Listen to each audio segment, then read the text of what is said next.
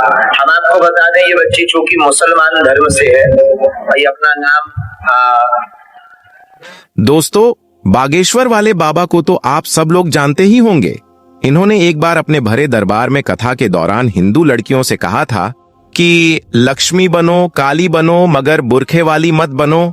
बस इसी बयान को सुनकर एक बुरखे वाली औरत यानी कि एक मुस्लिम औरत बाबा जी के दरबार में पहुंच गई और जाकर बाबा जी से सवाल जवाब करने लगी। इसके बाद बाबा जी ने उस मुस्लिम औरत के साथ में जो कुछ किया देखकर आप भी हैरान रह जाओगे। इसलिए आज का यह वीडियो आप सभी के लिए बहुत खास है, आप इसको आखिर तक जरूर देखें। और सबसे पहले, अगर आप भी पर्दा औरतों के लिए जरूरी मानते हो तो आप इस वीडियो को दिल से एक लाइक जरूर कर दें और मेहरबानी करके इसे शेयर भी कर दें ताकि और भी लोगों के पास में यह वीडियो पहुंच जाए। तो चलिए दोस्तों शुरू करते हैं। दोस्तों, एक जगह पर बागेश्वर वाले बाबा जी का दरबार लगा हुआ था कि अचानक से एक बुरखे वाली औरत यानी कि एक मुस्लिम औरत खड़ी हो गई और स्टेज की तरफ जाने लगी। यह देखकर फौरन ही सिक्योरिटी वालों ने उस औरत को पकड़ लिया और उसे स्टेज पर जाने से रोकने लगी। लेकिन इसके बाद बाबा जी ने अपने लोगों को इशारा कर दिया कि इसे मत रोको, इसे आने दिया जाए। इसके बाद फौरन ही वह मुस्लिम औरत बाबा जी के सामने पहुंच गई। मुस्लिम औरत को सामने देखकर बाबा जी ने कहा कि कहो बहना, कैसे आना हुआ? इस पर मुस्लिम औरत ने कहा, बाबा जी, मैं पिछले काफी दिनों से आपकी हर वीडियो को देखती हूँ, आपकी हर बात को सुनती हूँ जो मुझे अच्छी भी लगती है। लेकिन पिछले कुछ दिनों से एक बात आप बार बार बोल रहे हैं कि हिंदू राष्ट्र की अलग जगाएंगे और भारत को हिंदू राष्ट्र बनाएंगे। बस इसी बात को लेकर मेरे मन में एक सवाल है जिसे पूछने के लिए मैं आपके पास आई हूं। और वो सवाल ये है कि जब भारत हिंदू राष्ट्र बन जाएगा तो फिर भारत के मुसलमानों का क्या होगा? मुसलमान कहां पर जाएंगे? इस पर बाबा जी ने कहा कि देखो बहना, हम पूरे भारत के मुसलमानों को बताना चाहते हैं कि हमारे हिंदू राष्ट्र की कल्पना में भारत के मुसलमान जहां भी हैं वो वहीं पर ही रहेंगे। जिस तरह से पाकिस्तान में हिंदू रहते हैं उसी तरह से भारत में मुसलमान भी रहेंगे। हमारे हिंदू राष्ट्र की कल्पना में किसी भी मुसलमान को हम भारत नहीं छोड़ने देंगे। हिंदू राष्ट्र का मतलब किसी एक धर्म की बात नहीं होगी। हिंदू राष्ट्र का मतलब सनातन, और सनातन का मतलब होता है सबका घर। इसलिए हम भारत के किसी भी मुसलमान को भारत नहीं छोड़ने देंगे। लेकिन हाँ, अगर किसी को दिक्कत हो तो हम उसे पासपोर्ट दिलवा देंगे। फिर बाबा जी ने कहा कि देखो बहना, हम मुस्लिम विरोधी नहीं हैं, हम सभी धर्मों का सम्मान करते हैं। हमारे बयानों को गलत तरीके से पेश किया जाता है। इसके बाद बाबा जी ने कहा कि हमारा एक मुस्लिम दोस्त भी है जिसका नाम शेख मुबारक है। वह हमारे बचपन का बहुत अच्छा मित्र है। वह अक्सर हमारे दरबार में आता जाता रहता है और हम भी जब मौका मिलता है तो उनसे मिलने चले जाते हैं। मेरे उस मुस्लिम दोस्त ने मेरा बहुत साथ दिया है। मेरी बहन की शादी हो रही थी, उसके दहेज का सामान खरीदने के लिए हमारे पास में पैसे नहीं थे, तो उस वक्त मेरे उस मुस्लिम दोस्त ने यानी कि शेख मुबारक ने हमें उधार पैसे दिए थे। उस वक्त हमने बहुत सारे लोगों से मदद भी मांगी थी, मगर किसी ने भी हमारी मदद नहीं की थी। लेकिन फिर इस मुश्किल वक्त में हमारा बचपन का दोस्त यानी शेख मुबारक की आगे आया और हमारी मदद की। तब हमारा भी फर्ज बनता है कि हम अपने बचपन के दोस्त का ख्याल रखें। इसलिए अब जब उनके यहाँ पर भी कोई मुसीबत आती है तो हम उसकी मदद करने के लिए पहले पहुंचते हैं। और यही नहीं, बाबा जी ने यह भी बताया कि हमने बचपन में मिलकर बहुत सारे खेल भी खेले हैं, साथ में घूमने फिरने भी जाया करते थे, खाना भी साथ में खाते थे और साथ में चाय भी पीते थे। और यही नहीं, जब ईद आती थी तो हम उनके घर चले जाते थे और फिर शेख मुबारक की माँ हम दोनों बच्चों को साथ में बिठाकर खाना खिलाती थी। और जब हमारे यहाँ पर कोई त्योहार आता था तो शेख मुबारक हमारे घर पर चला आता था, तो हमारे घर में भी हम दोनों को ठीक उसी तरह से प्यार मिलता था और दोनों साथ में खाना खाते थे। तो फिर आप बताएं कि हम मुस्लिम विरोधी कैसे हो गए? दोस्तों, इसके बाद उस मुस्लिम औरत ने कहा कि बाबा जी, यह तो बहुत अच्छी बात है, यह तो मैं भी चाहती हूँ कि हमारे भारत में हिंदू और मुसलमानों के बीच इसी तरह की प्यार और मोहब्बत हो। हम सब मिलकर प्यार और मोहब्बत के साथ में ऐसे ही रहें। लेकिन बाबा जी, आपने मेरठ में एक खता के दौरान हिंदू लड़कियों से कहा था कि लक्ष्मी बनो, काली बनो, मगर बुरखे वाली मत बनो। बाबा जी, आपकी यह बात मुझे बिल्कुल भी अच्छी नहीं लगी। इसमें आपने बुरखे का अपमान किया है। पर्दे का हुक्म तो हमें अल्लाह की तरफ से मिला है, यानी कि पर्दा अल्लाह का हुक्म है। पर्दा एक औरत के जिस्म का मुहाफिज है। उसके चेहरे से लेकर जिस्म का हर हिस्से, उसके हाथ और पैर तक को ढककर उसे हजारों की भीड़ में भी महफूज होने का यकीन दिलाता है। पर्दा औरत को शैतानी नजरों से बचाता है। देखने वाले अपनी आंखें घुमा लेते हैं और सोचते हैं कि यह लड़की तो कोई शरीफ लड़की है। इसीलिए अल्लाह पाक ने अपनी मुकद्दस किताब कुरान पाक में फरमाया है, ए नबी, अपनी बीवियों से और अपनी बेटियों से और मुसलमानों की औरतों से कह दो कि वो अपने ऊपर अपनी चादरें लटका लिया करें। इससे बहुत जल्द उनकी शिनाख्त हो जाया करेगी। फिर वो ना सताई जाएंगी ना ही परेशान की जाएंगी। अल्लाह ताला बख्शने वाला और बहुत मेहरबान है। याद रखो, पर्दा औरत की इज्जत है, उसके जिस्म की सलामती का जामिन है। पर्दे में ही एक औरत की इज्जत है। दूसरी तरफ बेपर्दा औरत की मिसाल उस खुले गोश्त की जैसी है जिस पर हर एक मक्खी आती है और उस पर बैठकर अपनी गंध निकालती है।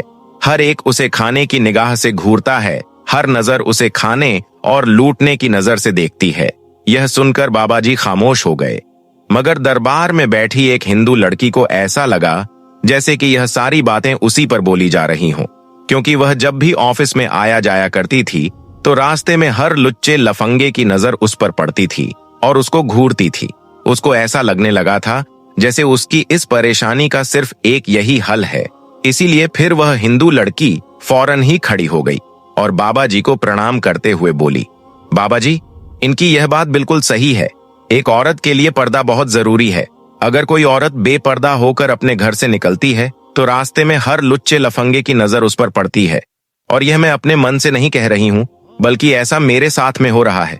इसके बाद बाबा जी ने सफाई देते हुए कहा, देखो बहना, मैं यह नहीं कह रहा कि औरत को पर्दा नहीं करना चाहिए, औरत को बुर्खा नहीं पहनना चाहिए। मेरे कहने का मतलब यह है कि औरत को काली बाई और लक्ष्मी बाई की तरह मजबूत बनना चाहिए।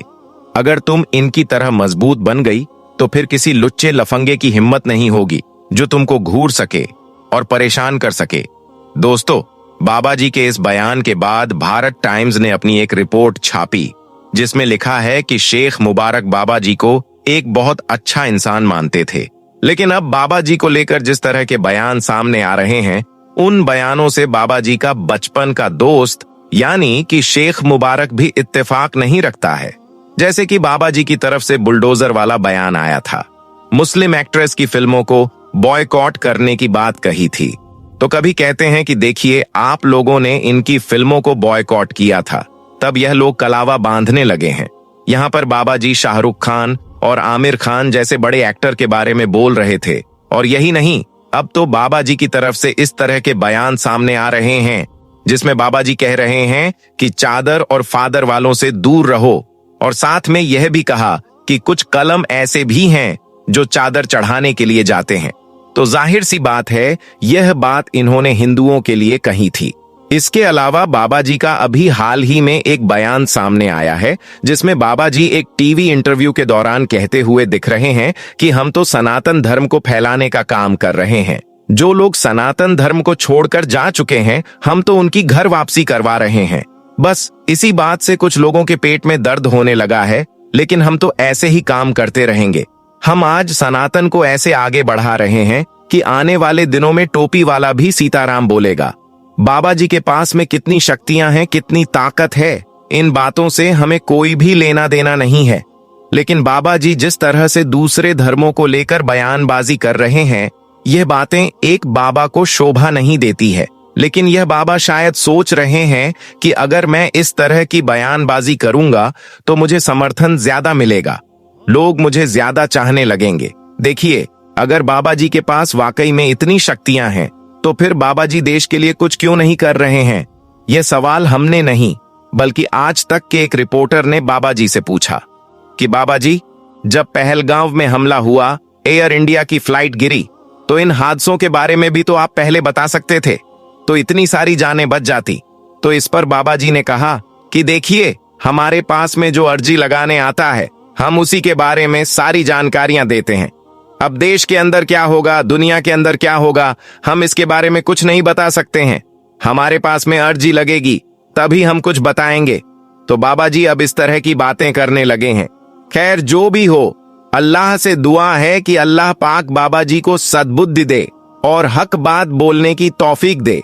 दोस्तों सोचिए जरा, अगर किसी इंसान को बचपन से एक दीन मिला हो, एक पहचान मिली हो, एक ऐसा रास्ता मिला हो जो सही और गलत का फर्क सिखाता हो, फिर भी वही इंसान बड़ा होकर कहे कि उसे अब दीन की जरूरत नहीं, तो सवाल पैदा होता है कि आखिर ऐसा क्यों हुआ? क्या दीन में कमी थी या इंसान की जिंदगी के हालात बदल गए थे? आज की यह वीडियो किसी को गाली देने या जज करने के लिए नहीं है। आज हम सिर्फ यह समझने की कोशिश करेंगे कि कुछ लोग जो मुसलमान घरों में पैदा हुए बाद में इस्लाम से दूर क्यों हो गए। दोस्तों सबसे पहले बात करते हैं जावेद अख्तर की। जावेद अख्तर का नाम आपने जरूर सुना होगा। हाल ही में मुफ्ती शमाइल साहब से उनकी एक बहुत बड़ी डिबेट हुई थी। जावेद अख्तर हिंदी फिल्मों के मशहूर गीतकार और लेखक भी हैं। इनका जन्म 17 जनवरी 1945 को मध्य प्रदेश के ग्वालियर में हुआ। जावेद अख्तर एक ऐसे मुस्लिम परिवार में पैदा हुए जहां पढ़ाई, शायरी और दीन तीनों को अहमियत दी जाती थी।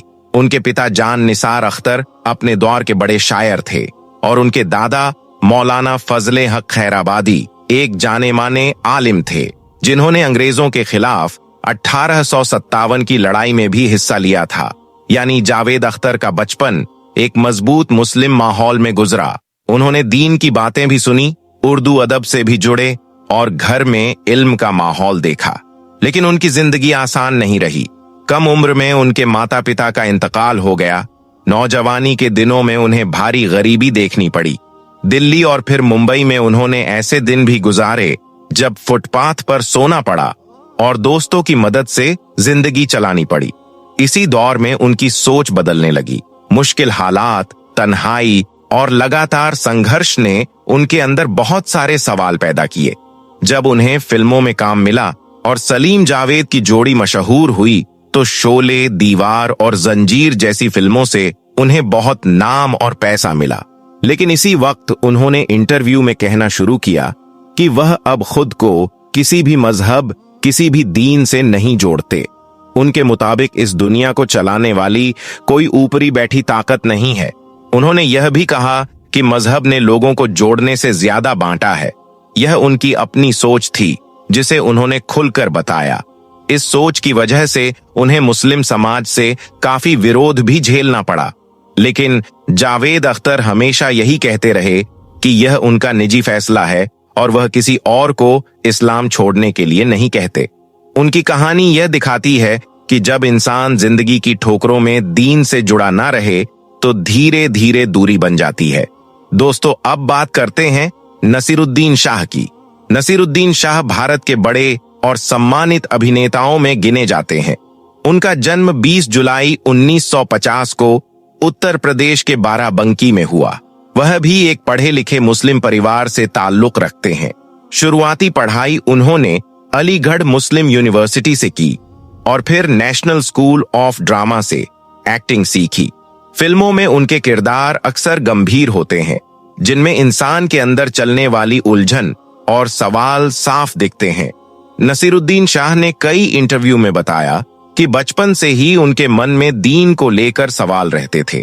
उन्हें यह बात समझ नहीं आती थी कि कोई खुदा हर वक्त हर इंसान को देख रहा है और हर काम का हिसाब रख रहा है। बड़े होने पर उन्होंने खुद को लैप्स्ड मुस्लिम कहा, यानी ऐसा इंसान जो मुस्लिम घर में पैदा हुआ लेकिन अब इस्लाम की रस्मी इबादतों पर अमल नहीं करता। उन्होंने साफ कहा कि उन्हें किसी मजहब से नफरत नहीं है, लेकिन वह मजहबी रस्मों और ढांचे से सहमत नहीं है। उन्होंने नमाज, रोजा और बाकी इबादतों को अपनी जिंदगी का हिस्सा नहीं बनाया। उनकी शादी रत्ना पाठक शाह से हुई, जो एक गैर मुस्लिम परिवार से हैं, और उनके घर में बच्चों पर किसी दीन को जबरदस्ती नहीं थोपा गया।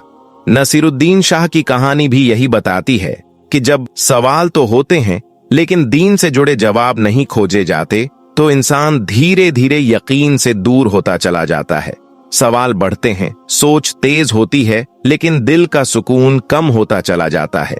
यहीं पर एक बात समझने की जरूरत है। इस्लाम सवाल पूछने से नहीं रोकता, बल्कि सवालों को सही रास्ता दिखाता है। जब इंसान दीन से जुड़ा रहता है तो उसके सवाल उसे भटकाते नहीं, बल्कि मजबूत करते हैं। लेकिन जब इंसान दीन से कट जाता है तो सवाल उसे बेचैन कर देते हैं। यही फर्क इस्लाम से जुड़े रहने और इस्लाम से दूर होने के बीच साफ नजर आता है। दोस्तों, अब बात करते हैं तस्लीमा नसरीन की। तस्लीमा नसरीन का जन्म 25 अगस्त 1962 को उस इलाके में हुआ जो उस वक्त मशरिक पाकिस्तान कहलाता था और बाद में बांग्लादेश बना। वह एक पढ़े लिखे मुस्लिम घर में पली बढ़ी। उनके पिता डॉक्टर थे और घर में किताबें पढ़ने और पढ़ाई करने का माहौल था। तस्लीमा नसरीन ने खुद मेडिकल की पढ़ाई की और कुछ वक्त तक डॉक्टर के तौर पर काम भी किया, लेकिन धीरे धीरे उनका मन लिखने में ज्यादा लगने लगा और वह शायरी और लेखन की तरफ आ गई। शुरुआत में वह समाज की बात करती थी, औरतों की परेशानी, घरेलू जुल्म और नाइंसाफी जैसे मुद्दों पर लिखती थी। बहुत से लोगों को उनकी बातें सही भी लगी, लेकिन वक्त के साथ उनके लिखने का अंदाज बदलता गया। उन्होंने मजहब को लेकर सवाल उठाने शुरू किए, खास तौर पर इस्लाम को लेकर। तस्लीमा नसरीन का कहना था 1990 के दशक में उनकी किताब लज्जा सामने आई, जिसके बाद बांग्लादेश में भारी विरोध शुरू हो गया। उन पर इल्जाम लगे, धमकियां मिलीं और हालात ऐसे हो गए कि उनकी जान को खतरा महसूस होने लगा। आखिरकार उन्हें बांग्लादेश छोड़ना पड़ा। उसके बाद वह कई देशों में रही और आखिर में हिंदुस्तान में आकर रहने लगी। तस्लीमा नसरीन ने यह भी माना कि अपने फैसलों की वजह से उन्हें अकेलापन, विरोध और मुल्क से बाहर रहने की तकलीफ झेलनी पड़ी, लेकिन इसके बावजूद उन्होंने खुद को एक गैर मजहबी इंसान के तौर पर पेश किया और उसी पहचान के साथ आगे बढ़ती रही। उनकी कहानी यह दिखाती है कि जब इंसान मजहब को लोगों के गलत बर्ताव के साथ जोड़ देता है तो कई बार वह पूरे दीन से ही दूर हो जाता है। दोस्तों, अब बात करते हैं इरफान हबीब की। इरफान हबीब का जन्म 2 अप्रैल 1931 को उत्तर प्रदेश में हुआ।